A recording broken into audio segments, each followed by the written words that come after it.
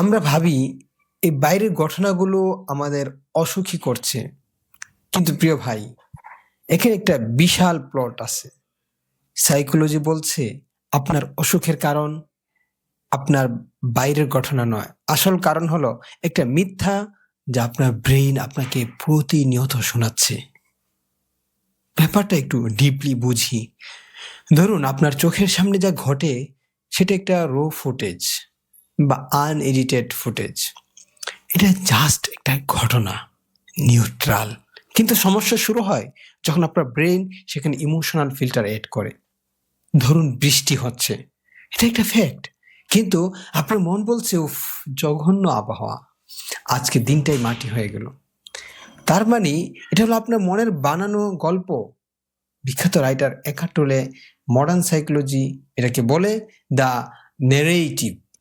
আমরা ঘটনার চেয়ে বেশি কষ্ট পাই ঘটনা নিয়ে আমাদের ওভার থিঙ্কিং বা কমেন্ট্রি থেকে। চিন্তা করুন, আপনার মন পৃথিবীর সবচেয়ে পাওয়ারফুল এআই প্রসেসর। আল্লাহ এটা দিয়েছেন সার্ভাইভ করার জন্য, প্রবলেম সলভ করার জন্য। কিন্তু আমরা কি করি?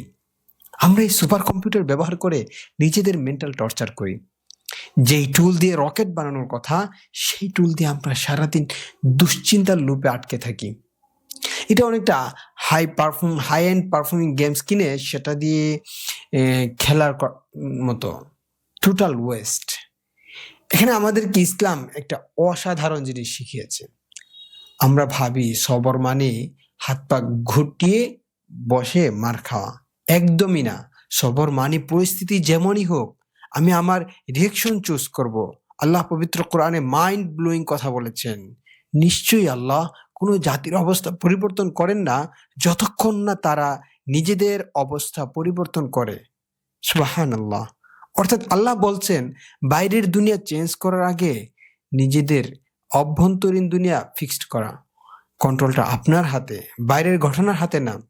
সো নেক্সট টাইম যখনই কোনো সিচুয়েশন প্যানিকড হবেন, তখন এই ছোট্ট অ্যালগোরিদমটা ফলো করবেন। নিজেকে প্রশ্ন করুন, ঘটনা কোনটা আর গল্প কোনটা?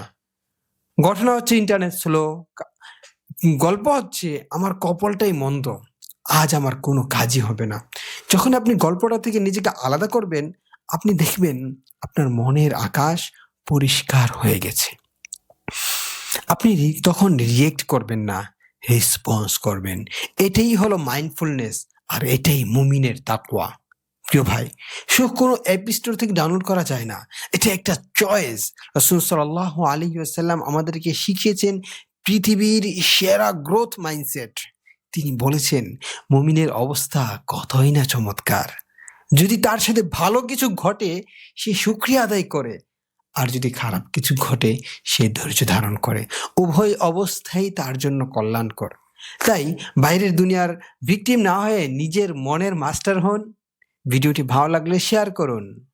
দেখা হবে পরের ভিডিওতে ইনশাআল্লাহ। আসসালামু আলাইকুম ওয়া রাহমাতুল্লাহ।